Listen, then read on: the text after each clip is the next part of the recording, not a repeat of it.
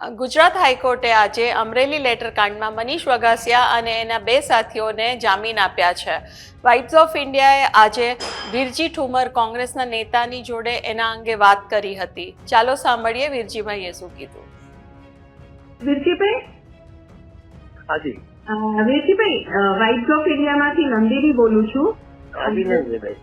હા, તો વીરજીભાઈ, તમને એ પૂછવાનું હતું કે આજે હાઈકોર્ટે, ગુજરાત હાઈકોર્ટે અમરેલી લેટર કાંડમાં જે મનીષ વગાસિયા અને એના બીજા બે સાથીદારોને પણ બેલ આપી છે, તો એના વિશે આપને શું કહેવું છે? આમ તો સેશન ટ્રાઇબ ગુનો હતો, સેશન કોર્ટમાં જમીન એમને મળવા જોઈતા હતા, પરંતુ હાઈકોર્ટમાં જવું પડ્યું. હા, એમની કઈ કઠણાઈ હશે. જી, કારણ કે એવું કોઈ મોટો ગુનો નહોતો. એમણે જે પત્ર રવાના કર્યો છે તે પત્રમાં એને દોષિત કરવામાં આવ્યા છે. રાઈટ. દોષિત કોણ છે એફએસએલ રિપોર્ટ વગર એવું મારા માટે પણ મુશ્કેલ છે. પોલીસે પણ ઉતાવળ કરી છે એવું મેં નહીં. વિજયભાઈ રૂપાણી પૂર્વ મુખ્યમંત્રી શંકરજી વાઘેલા વડોદરામાં બોલ્યા, રૂપાલાજી બોલ્યા, એમના સાંસદ નાનભાઈ કાછડિયા જે 15 વર્ષ સુધી સાંસદ રહ્યા એ પણ બોલ્યા, દિલીપભાઈ સંઘાણી પણ બોલ્યા, ડોક્ટર કાનાબારે ટ્વીટ કરીને ટેગ પણ કર્યું. અમારું એપી સેન્ટર બન્યું છે અને ભ્રષ્ટાચારનો એક જિલ્લો જો કોઈ હોય તો ભ્રષ્ટ જિલ્લો આજે પણ ડોક્ટર કાનાબારે સ્વીકાર્યું છે. એપી સેન્ટરનો પ્રથમ જિલ્લો બન્યો છે. ડોક્ટર જીવરાજ મહેતાના સ્વપ્નાનો જિલ્લો આજે ભ્રષ્ટાચારમાં એપી સેન્ટ બન્યો છે. એવા સંજોગોમાં મનીષભાઈ અને ભાઈ કૌશિકભાઈ બંને જૂના ભાગીદારો છે. મનીષભાઈ કદાચ બધું જાણતા હોય અને એમણે અને આ કાનપરીએ સાથે મળીને પત્ર કર્યો હોય એવું પણ બની શકે. જુદો કર્યો હોય પણ એવું પણ બની શકે. પરંતુ મને નંદિનીબેન એટલા માટે સમજાતું નથી કારણ કે પત્ર લખ્યો છે એમાં એમ કે છે મેં પત્ર, મારો પત્ર નથી, મારા નામનો ખોટો ઉપયોગ થયો છે એવું કાનાણી કે કિશોરભાઈ કે છે. પણ પત્રમાં જે લખ્યો છે એમાં ઉદ્દેશમાં આપણે જોયું હશે તો લખ્યું છે કે આ પત્રમાં એવું પોતે જ જણાવ્યું છે કે મને કોઈ પણ ગ્રાન્ટના ફાળવણી વખતે વિશ્વાસમાં લેવાતો નથી.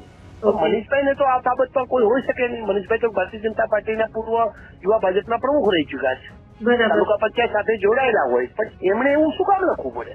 બરાબર. એટલે પત્રની એફએસએલ ન થાય ત્યાં સુધી કશું ખ્યાલ આવી શકે નહીં. પત્રની એફએસએલ થઈ ચૂકી છે એવું બિન સત્તાવાર રીતે જાણવા મળ્યું છે. પોલીસ હજુ ના પાડે છે, પણ એફએસએલમાં પત્ર સાચો છે, લેટરપેડ સાચું છે, લેટરપેડ બનાવતી છે કે એમાં સિક્કો બનાવતી છે કે સહી બનાવતી છે ત્યાં સુધી ખ્યાલ ના આવે. મને બિન સત્તાવાર એવી માહિતી મળી છે નંદિનીબેન. પ્રથમ તો પોલીસે કિશોરભાઈને ઉપાડ્યા અને કિશોરભાઈને ઉપાડ્યા પછી પોલીસે કિશોરભાઈને ખૂબ માર્યા છે. ક્યાંથી સત્તા મળતો નથી, મને સ્વીકારતો પણ નથી, ક્યાંથી મને એમાં સમર્થન પણ મળતું નથી. કિશોરભાઈને ખૂબ માર્યા અને કિશોરભાઈને માર્યા ત્યારે કિશોરભાઈને કહેવામાં આવ્યું કે તમે આ પત્ર શું કામ લખ્યો? કે એમને જેમ બોલાવ્યું મેં નથી લખ્યો, એટલે તમે ફરિયાદ દાખલ કરો. એટલે એમને ફરિયાદ દાખલ કરી. ફરિયાદ તાત્કાલિક લેવામાં આવી, લઈ લીધી. કોઈ પોલીસ એવી તાત્કાલિક ફરિયાદ લેતું નથી. અત્યાર સુધીના પોલીસ સ્ટેશનમાં કયા પોલીસ સ્ટેશનમાં એવી તાત્કાલિક ફરિયાદ લેવાય છે? છતાં પણ તાત્કાલિક લઈ લીધી અને 12 વાગે પાયલને ઉપાડી દેવામાં આવે, મનીષભાઈને ઉપાડી દેવામાં આવે. ભાઈ એમના સરપંચ છે જે એમનો શું દોષ છે મને ખબર નથી, સરપંચને ઉપાડી લેવામાં આવે અને ખાતરાને ઉપાડી લેવામાં આવે. એ તો માત્ર વાયરલ કર્યો છે. વાયરલમાં આવો દોષ કેવી રીતે હોઈ શકે? બરાબર છે. અને સાયબરની ફરિયાદ થઈ શકે નથી. થી જ એને વળગાડી છે. એફએસએલ વગર પોલીસે ખૂબ જ ઉતાવળ કરી છે. એ ભારતીય જનતા પાર્ટીના આગેવાનો છે. હું તો કઉ છું કે પોલીસ કોકના ઇશારે નાખી છે અને ઇશારે નાખી છે ને અમને તાત્કાલિક અસરથી પહેલા ત્યારે સેશન કોર્ટના જામીન ન મેળવી છે કે એની પાછળના કારણોમાં દિલીપભાઈને જેલમાં ગયા ત્યારે એમને લખાયું હશે. મને ખબર નથી શું લખાયું છે, એમને જણાવ્યું હશે તો નિલીપરાય એમના રિપોર્ટમાં પણ આનો ઉલ્લેખ કરવો જોઈએ એવું મારું માનવું છે. અને મને લાગે કે સેશન ટ્રાઇબ ગુનો હોવા છતાં પણ એને હાઈકોર્ટ સુધી જવું પડ્યું ને વકીલો ઉપર પણ ભયંકર પ્રેશર હતું.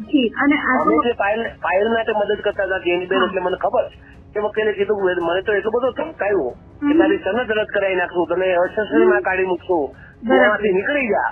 હવે પાયલના જો વકીલને આવા ધમકાવવામાં આવ્યા હોય તો પેલો તો માઇનોરિટી વકીલ છે, એમને કેટલો ધમકાવવામાં આવ્યો હશે. બરાબર છે.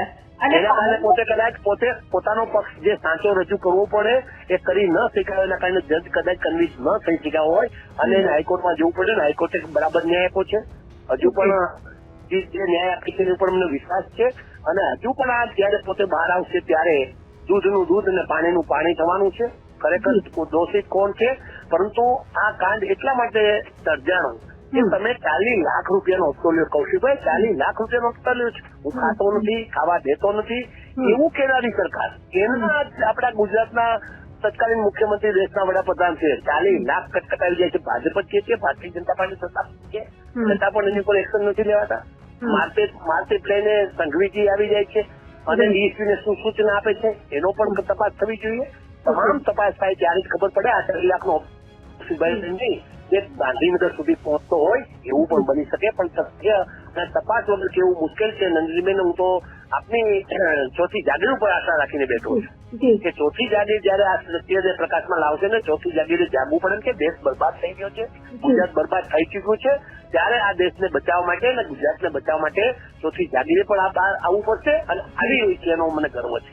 આજે ફાઇલને ન્યાય મળ્યો, એની પાછળનું જો કોઈ કારણ હોય તો માત્ર જેનીબેન કે પરેશભાઈ અમે ઉપવાસ ઉપર બેઠા, પ્રતાપભાઈ ઉપવાસ ઉપર બેઠા એ નથી, પરંતુ ગુજરાતના તમામ સોશિયલ મીડિયા, તમામ યુટ્યુબ ચેનલ અને મીડિયાના જે પત્રકારોએ અમને એક મહત્વનો ન્યાય આપવા માટેનો પ્રયાસ કર્યો, ત્યારે જ એમને ન્યાય મળ્યો છે. અને તાત્કાલિક એમને 169 કલમ નીચે, નવી કલમ 189 નીચે બુક કરવામાં આવ્યા છે, જ્યાં ફાઇલબેન ઉપર કોઈ ગુનો રહેતો નથી. ત્યારે તથ્ય હવે મનીષભાઈ બહાર આવ્યા છે, એ તથ્ય પાર પાડી અને અમરેલીની જનતા અને ગુજરાતની જનતા એક બહુ જ ચકી ગયેલો મેટર છે ત્યારે જાણવા માંગે છે. કાછડિયા વિરુદ્ધ અત્યારે આંદોલન ચાલી રહ્યા છે, દિલીપભાઈ વિરુદ્ધ પણ ભારતીય જનતા પાર્ટી ભડકાવી રહી છે. કાનાબાર જેને ટ્વીટ કર્યું હતું એમની વિરુદ્ધમાં પણ સોશિયલ મીડિયામાં સમાચારો પ્રસિદ્ધ થઈ રહ્યા છે. એ પ્રસિદ્ધ કરાવનારા બધા જ કૌશિકભાઈની નજીકના લોકો છે. ત્યારે શું છે એ તો પછી જ ખબર પડશે.